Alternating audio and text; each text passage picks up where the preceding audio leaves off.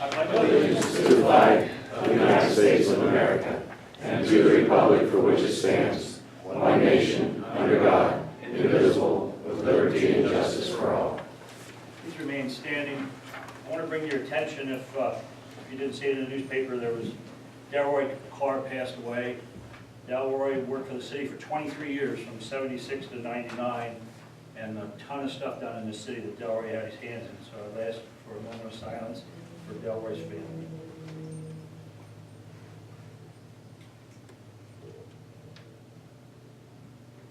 Thank you.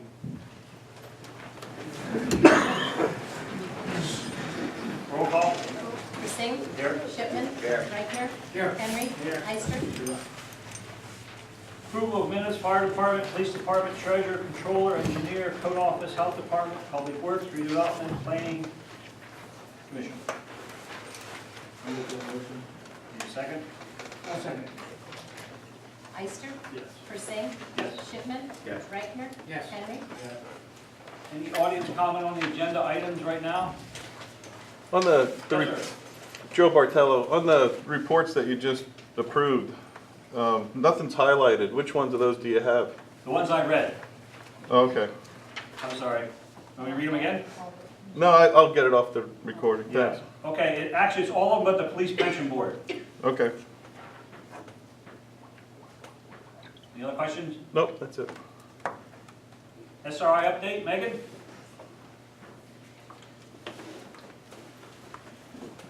We have some really good news this month. We received 2 grants for projects. One was for business and economic development. We received $6,500 for a Sunbury asset marketing campaign, which that's the one that they've been working with the trying to get from the Republican County, but that didn't go through, but they were able to get another grant for that. They've also created a subcommittee to organize a business pitch competition, similar to what Shark Tank, I think was familiar with the TV show, something along those lines. Promotions committee is creating surveys for businesses downtown to add training opportunities from the KIZ and the SBDC, and investigating potential businesses moving to the city. And the Hill Neighborhood held 2 rain throw workshops this past month, March 14th and the 20th. If you have any questions about that, please get in contact with them. They'd be glad to help anybody out who's looking to do that. Membership campaign, our campaign is wrapping up. We met our goal, which we actually increased this year. We're at $10,500, but we're hoping that in the next week or so we may be able to achieve that $11,000 membership. Also, we welcome individual members, so if anybody isn't a member, it's a good way to get information. We're sending out newsletters to keep everyone up to date of when the events are, etc. We have a meet and mingle planned for April 28th at the Packer House, and of course, anybody from City Council is welcome to attend. Riverfront planning. Wake the Lake is scheduled for June 6th. That's the first Saturday in June. It'll be in the afternoon. We'll have music along the riverfront. And also, in addition to the Wake the Lake event this year, there will be 4 concerts on 4 Sundays of the month, June, July, August, and September, from 2 to 5 p.m. So that'll be along the riverfront, different band each month. And the Renaissance Festival Committee, that event is moved up to June 20th. That will be 12 to 6 p.m. Last year it was in the fall, and they received a grant for $3,000 to help support that, getting that event kicked off again for a second year. And a couple more items. Flower baskets are going to be hung shortly. Thank you for sponsors from last year. It was a great success, and if anybody knows anyone who is interested in sponsoring this year, I appreciate any assistance. The Albright Council has multiple committees coordinated to support a capital campaign, and tax credit partners and prospective tenants are, of course, being sought. A proposal was provided to the Susquehanna Valley Community Education Project to be a possible tenant. And the hometown veterans banners are about to be going up here in the next month. The unveiling ceremony will be on May 16th. Last but not least, we had a strategic planning session this past month, and thank you very much, both Jim and John, for attending that. We appreciate you being with me. Any questions of me?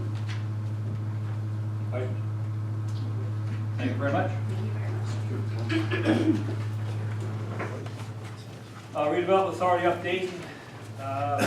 Really, the only thing we have right now is the next auction should be May the 16th, and we have a couple more meetings before that, so we'll have the update as to what that's going to be. I believe there's only 3 or 4 properties right now. But I know Jamie just sent us one, see if we can add anything. But that'll be May 16th, like I say, we'll have that announced at the next meeting.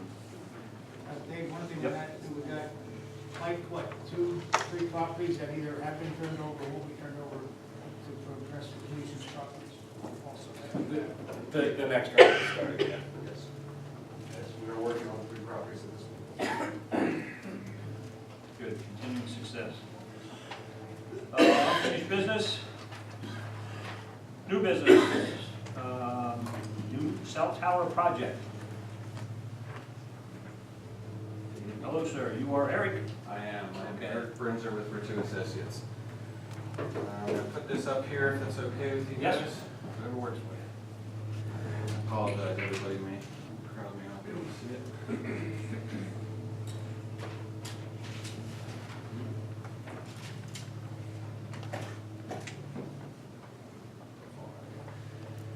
All right, well, on behalf of Verizon Wireless, my name is Eric Brinzer. I'm with Ritu Associates. We prepared the preliminary final land development plan for a new cell tower, which we have located at Reagan Street at the Brewers Outlet property.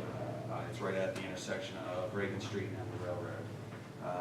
And what we're proposing with this plan is to construct a 120-foot cell tower plus a 5-foot lighting rod at the top of that for an overall height of 125 feet.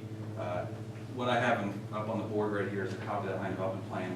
In the center of it is an overall site plan of that property. And what we're going to do is utilize the existing access, so there's no access drive or impervious coverage change from the providing access back here. And then there's a gravel area in the back of the property. So we're putting the tower right behind the main building, right up along the railroad property. Over on the left-hand side of the plan there's an enlargement of what that is. And essentially what we have is a 125-foot monopole, plus we have a small equipment shelter. There's a propane tank for emergency generator purposes and an emergency generator there.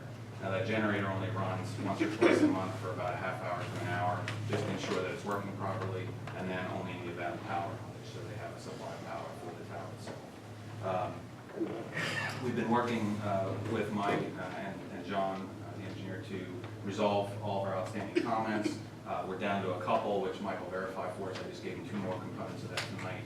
And we're down to only a couple outstanding items, which are an HOP and providing the signed copy of the lease agreement, which is both of which are in process. We just don't have those resolved tonight. And then, of course, signing and sealing the plans. So once the lease is in place, we have to add some notation and sign and seal the plans. We have all of the other permitting that we need in place. So this is the last component we need here. We've also submitted a waiver of read it to you just for, it's section 148.7B, which is allowing us to proceed as a preliminary final and avoid the pre-application plan to be submitted, to proceed directly as final plan. That's about it. It's a fairly simple plan. It is secured with chain link fence around the outside to prevent anybody from getting in there. They take necessary precautions to keep folks from getting in and climbing the tower. There's not a whole lot more to it than that. I'll be glad to answer any other questions you might have regarding what we're proposing. Does this actually affect the service in the city of Sunbury? For Verizon Wireless customers, yes. We're actually, on the right-hand side, there's an elevation of kind of graphic representation of what that would look like. And we do actually allow for, with this, usually the shorter towers, you can only get so many other carriers on there, like an AT&T or somebody like that. But we do have this one allowing for an additional carrier on there. So it could be first come, first served, whoever. Usually once they know a tower's going up, they start making phone calls to try to co-locate on the towers, as that's the first priority for most companies. Any questions? With the presentation Mr. Bresner just brought up, I just want to bring a few points forward. As Mr. Bresner did announce that we do have some outstanding issues. The highway altitude permit is 1, the lease agreement is 2, The probable construction cost he just presented to me tonight looks pretty good. I'll have John Magovich review that in the morning. And then the other one is the sign and notarized plans. Due to this being a preliminary final plan, the signatures aren't a big issue at this point until the construction starts. Then we need to get the plans, that's all are signed for the construction. Just so you're aware, the Northumberland County Conservation District, the Sunbury Municipal Authority Water and Sewer, and the Northumberland County Planning Commission, and the City Sunbury Planning Commission all approved this project. So at this point, I'm asking if you would approve this project with conditions that these outstanding items are satisfied. And with that, I did receive a letter for a 90-day extension for this project. The current project date runs out May 5th. They're asking for 90 days past that due to the HOP and the lease agreements. They don't want this project to become null and void. So I don't know if it has to be separate motions and votes or not. But I guess the first one would be to accept this project on a condition that the outstanding items are satisfied. And you want to vote separately on the 90-day extension? Yeah, that makes sense. I'll make that motion. Second. Reichner? Yes. Henry? Yes. Eister? Persing? Yes. Shipman? Yes. Now, motion be for 90-day extension. I'll make that motion. Need a second? Shipman? Yes. Reichner? Yes. Henry? Yes. Eister? Yes. Persing? Yes.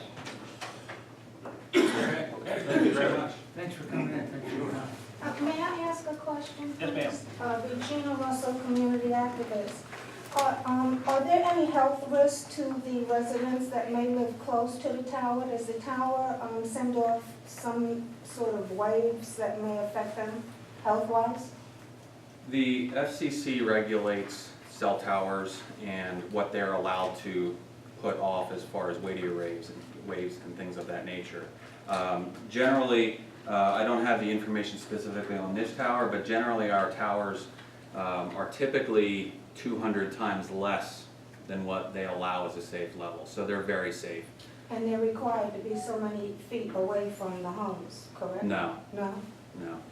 no. They emit such low power that that's not an issue. And they look at those levels at almost the worst case scenario, full power, all at the same time, and directed at one spot. So they look at some kind of unrealistic guidelines when they do those tests and run those analysis, and they still fall well below what the FCC allows. So if I wanted to look up that information, I would go to the FCC and then... To see what the minimum regulations are, correct. All right, thank you. Yep. I have a question for you. This is the first I'm hearing of this. Were other locations looked at, and how did you arrive at this location? To be honest with you, that's not something that, we have several consultants that work for Verizon. We have what we call a site acquisition consultant, and they go around based on, Verizon, what they do is basically, they give out a search ring, and they say, in order to meet their coverage needs, we need a tower somewhere in this location. And then that site acquisition consultant goes out and looks for sites that are zoned properly, a willing landlord, and then once they find a location or two, and I don't know if they looked at more than one location here, they submit that back to Verizon. They run their analysis to see how it fits within their network, to make sure it covers the area that they're looking to cover and provide additional service to, or improve the coverage that's there. A lot of what we find now is with the data usage, that's really impacting the existing towers that are online, so they need these supplemental towers. So in this case, I'm not sure why this particular location was chosen. It fit the willing property owner, able to get zoned, and it fit within their network, and that's how they went with that location. Thank you. One more question, please. Sure. I think I heard you say it would affect anyone that was the Verizon users? We're working for Verizon, so this is a Verizon tower, and it'll have Verizon antenna. There is space for another carrier, say, for example, an AT&T, Sprint, could co-locate and put their antennas on here too, and then but at this point in time, we're only proposing Verizon. Yeah, I just want to make sure my service is not going to be interrupted. Oh, no, and actually, all the carriers work on separate waves, I'll say, you know, so separate channels, Yes. so they do not interfere with each other. Thank you. Is this for more capacity in your network rather than a better footprint, or? I'm not 100% sure. I have not seen the radio frequency analysis, so I'm not 100% sure which the reasoning is for this site. Yeah, you have a tower on top of the Kirsten's Hill just now, it's only about a mile away from here. So, Well, the old school design for towers used to be put them on the highest location and you can, you know, cover everywhere. And now with the number of users, what we find is that you need to have a tower closer to where the users are. You also have a smaller phone than you used to have. The bag phones were a lot more powerful. So the smaller the phone, the closer you have to be to the tower to talk back and forth. Okay. So you can't quite have one on top of the mountain like they used to. Then it also interferes with other towers and you get handed off between towers a little too frequently and drop calls and that. makes sense. Okay, thank you. So, another question, sorry. So you have nothing to do with the, I just happened to see some sort of towers on top of the high towers on Front Street. There's some sort of towers up there that I just recognized not too long ago. Nothing we have anything to do with. You have to ask the property owner what that is, I don't know.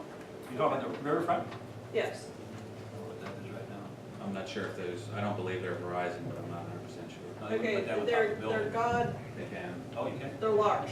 Yeah, Okay, not that I'm aware of. thank you. Approximately how many customers will this benefit? I don't know that. Who would know that answer? Verizon. Yeah, that, we don't get every answer under the sun. We get, you know, so that's kind of a, that's why they look at that information when they're looking to locate a tower based on you know, density and availability of their current towers to cover those areas where they have deficiencies, but I don't know the answers specific to that. Vertu Associates was responsible for the site plans, so we, once they tell us where it needs to go, we work at putting it on the property at the appropriate location, grading, you know, meeting all the township ordinances and things of that nature. Okay, thank you. Other questions? Thank you, sir. Okay, thank you. Have a good night. Rick, harbor approval? Yep. If you recall from last meeting, a letter was sent to you because the property owner did not come to Harb for a fence proposal. He did show up at this last meeting. It was a good meeting. Councilman Eister came to the meeting because it's involved in the Chestnut Street project. At the conclusion, a decision was made that they would permit a fence to be located on that property with the front of the fence that faces Chestnut Street be wood or vinyl, but if he would put on chain link fence, he would have to put some type of shrubbery in front of the chain link fence to hide the chain link fence to keep the aesthetics of the improvements on Chestnut Street. This is one of the vacant properties? Where's this at? Yes, right behind us. There's one of the buildings that were on fire in 2012, or 13, excuse me, that was demoed due to the extensive damage. It's owned by Mr. Gene Heller. Currently has a auto repair shop in the back of the property. That was completed like 4 years ago, 3 years ago. I'll make the motion that we accept the park review decision. Persing? No. Shipman? We're going to allow a chain link fence if he, as long as he screens it? As long as he puts screening, and the chain link fence has to stay in line with the current buildings that are on both the west and east sides of his property. Is that what he applied for, or did he apply for like a wood or vinyl fence, or he didn't Now, specify? he specified a 4-foot chain link fence, and the HARB recommended wood or vinyl, but with the cost of those fences, he still wants to do chain link. That's why the HARB agreed on the chain link as long as there's screening in front of that. Am I correct with that, Mr. Reese? Yes. There's 4 properties there, right? So we're talking about putting a fence on one of them. That is correct. The city owns the one to the west of him. Megan and Brad own the one to the right of him. And then, excuse me, Mr. Snyder owns the one closest to the Chestnut Street Inn. So we're gonna have one fence in the middle of 4 properties, and the other 3 properties are unfenced. At this point, yes, sir. Now, Mr. Heller did announce that there were some proposals coming that has not been brought to the code office at this point for some improvements to the lot directly east to the Chestnut Street Inn at this point. Like I said, there was nothing brought to the code office. No. Reichner? Yes. Henry? Yes. Ister? Yes. PennDOT road closure, Dale. Yes, so we're in celebration at July 12th. I'd like to make a motion to close Market Street. Celebration is the 11th. Of The Saturday. soapbox is the 12th. So then we need the 11th and 12th for Yes. Market. Yes. Okay, I'd like to make that formal motion. Reichner? Yes. Ister? Yes. Persing? Yes. Shipman? Yes. Henry? Yes. Dale, part-time summer maintenance workers. Yes, last year with our budget, we were able to hire 4 part-time people. Budgets were cut back this year. I have $10,000, so at this time, I'd like to make a motion that we hire 2 part-time people for the public works department. I'll second it. Ister? Yes. Persing? Yes. Shipman? Yes. Reichner? Yes. Henry? Yes. Our park recreation, Jim. Yes, I had a gentleman retire, Mr. Getz worked for us for 20-some years. We're replacing him with Carl Yoder in a full-time position at the sum of $12.50 an hour, 40-hour a week. And is there any questions on that? The other money? Yes. Actually, I'm saving money because the gentleman retired was making a lot more money. Need a second? I'll second it. Persing? Yes. Shipman? Yes. Reichner? Yes. Henry? Yes. Ister? Park and recreation, Jim. Yes, I'd like to make a motion, I don't know the count of lifeguards, concession stand employees, and playground counselors. I'd like to make a motion, we have permission to take and hire these folks to run those positions this summer. And the pay varies from position to position, how many years of service they have with us. Need a second? Shipman? So we don't know how many we're hiring, but we're just gonna hire. Well, I didn't get to the number, John, but it varies how many lifeguards and concession stands we're running, out of 2 to 3. I know it's I'm 12. sure- I'm 12 sure- playgrounds. Yeah. That I do. I'm sure you'll hire carefully for us. Reichner? Yes. Henry? Yes. Ister? Persing? Yes. Raise. Go ahead, Jim. I'm sorry. Also, the lady, Tammy, which works for us at the present time, she'll be taking over the operation of the skating rink. She made some changes this past year and increased the revenue. I'd like to make a motion to raise her salary to $12.50 also. And even though these 2 people, these increase in salary there, I'm still under by at least $6,000 what I was paying, or more actually, because of the insurances than I was paying before. So I have the money, that's the bottom line. Need a second? I have a question on that. When I talked to somebody earlier, I'd like to raise, I have 2 guys, one making $11.85, the other one making $11.75. We put that in the same motion and bump them up to $12.50. No, you can make your own, just. Okay, can I do it right after here though? Yep. I'll second it. Reichner? Yes. Henry? Yes. Ister? Persing? Yes. Shipman? Yes. Street department, Dale. Yes, it's Mike Long who makes $11.85, Craig Long makes $11.75. It would be for 35 weeks this year. It comes out to $1,610. My budget would increase slightly over right now, but talking to John, showing the insurances, but other than that, I would be under, so I do have the money. I'd like to make that in form of a motion. Need a second? Henry? Yes. Ister? Persing? Yes. Shipman? Yes. Reichner? Yes. John, the MRS request? Okay, we have received a We have a paper from the state. They have changed the Pennsylvania Municipal Retirement System ordinance. They've asked us to approve it. Is this going to be a first and second reading? Terry, do we need a first and second reading on this?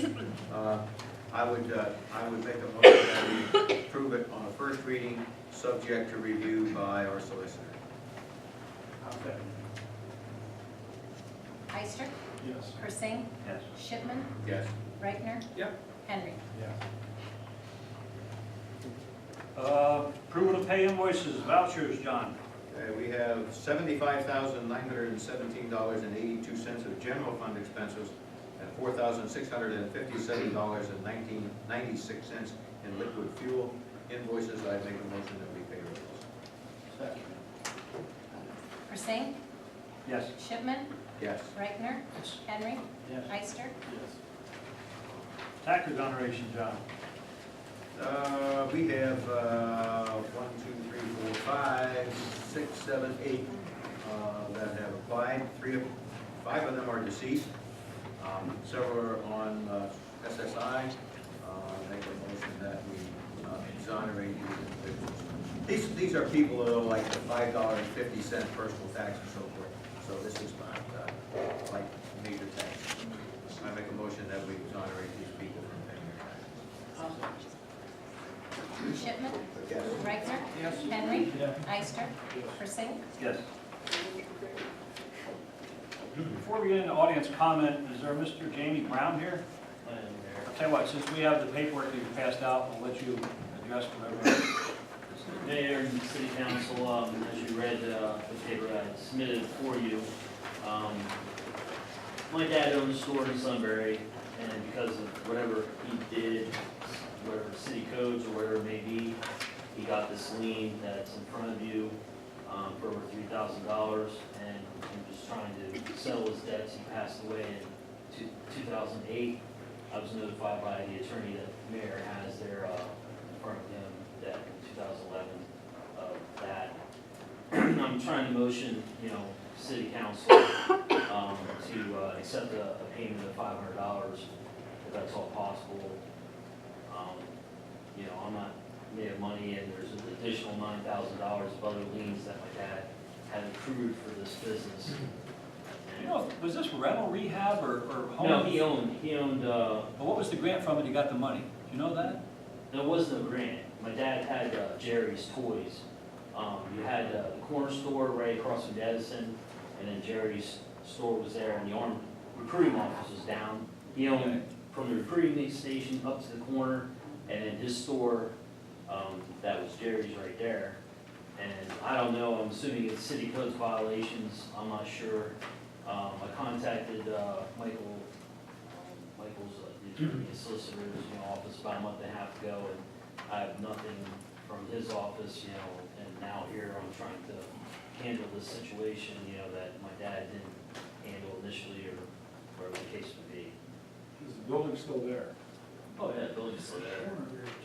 It's right across from the Northumberland County, the old building before they moved it over to the high school. But my question, Jesse Woodring owns that now, right? Bombard Auction, auction, yeah, that's I think they bought it before my dad lost it, maybe. I'm not exactly sure what happened, because I was in the military when things started going awry. And as you see in my letter, I lost everything. All my pictures and clothes, guns, etc. One would get, when they're growing up all this time. Now I'm not live in the area, so to come up here and to handle this, I'd like to handle it tonight if all possible. I do have the funds to, take care of it if that's possible as well. I appreciate your time. Mr. Kula, quick question. If the lien was filed on the property, how was it purchased from the? He had bought this property, initially bought a property across from Rand-Derrick or Rite Aid, where Modern Business used to be. Then he ended up selling that, I believe, and because the business was too small there, he purchased this business here, And then, like, when the armed forces moved out of the area and moved down to Selinsgrove, he pretty much couldn't handle paying because all the other businesses like JCPenney's and Sears and all that went down to the mall. So for him, not, you know. The question is, Broomball, a guy by the name of Broomball bought it at that time. Yes. So you would have thought any liens would have been taken care of at that time. Yeah. Well, you would think, you know, but, you know, depending on how things happen, you know, the property that me and my dad own jointly, as you see in that, that one attorney I paid for to see about liens on the property, you know. What's the assessor's office say about it down in the county? Well, Michael's office, you know, I gave him the copy of death certificate and everything. I mean, what's the assessor, whose They don't name know, is the deed in? they don't have it because it's so old. Or even the prothonotary, they're the ones that do. Well, I went to the liens. prothonotari's office and everything's still active. And whose name is it in? My dad's name is in it, but we own joint property, you know, we own like a woodland piece of property, and that's what the lien's on. Okay, that's what I was trying to Okay, understand. If the property. Yeah, in no, town not is that, sold, not that property. So the issue that you're having right now is there's a piece of land in Point Township? Yes, Okay, and, and there's another piece of property that my brother owns with my dad as well. So it's just not my property, it's my brother, but I'm trying to handle this. He's just like, don't kick the dog, you know, leave the dog lay, you know, and I'm trying to handle it. Well, if it's not in the city of Sunbury, he's gonna have to see where that property is at. What's It's in township. Point But the problem is it's a city code Kevin, they ordinance. use the property in Point Township, that's what the lien's on. Michael, am I correct? so, well, Brian, hold on. Since this was a confession of judgment against Mr. Brown, your My dad. father, that judgment acts on a lien on all property that he owned within the county. Once that's in the judgment index, that applies to everything else. So there was the property in Sunbury, which was probably, although it may be something was done to release that specific property from the lien, knowing that there was other property that the lien applied against. But this is a lien by the city of Sunbury, right? So we have the power to release this lien. Well, John, and I don't That's know, my question. yeah, but what other lien would we have other than taxes? There could have been a loan. Well, it could have been a facade program, it could have been. Exactly. It could have been a cleanup, it could have been anything, we could have cleaned up something out back, and we put a lien against the house, it could have been a code, it could have been anything, really. Well, so the amount of the note was $5,500. Yeah, $5,500. No. I'm gonna say it's either. I mean, what you have in front of you is a copy that has actually come from the prothonotari's office.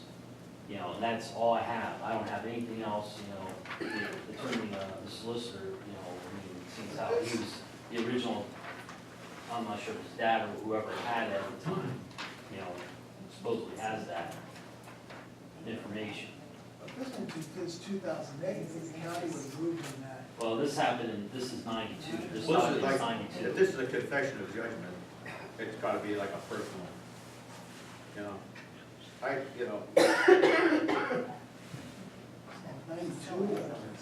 And it's 23-some years old, you know, and Is that back when the city was, they were doing like a first-time home buyer thing? I know there's one we're still collecting payments He on, wouldn't have been eligible, this is a. but it was a business, yeah. I'm like I said, I'm just trying to handle it.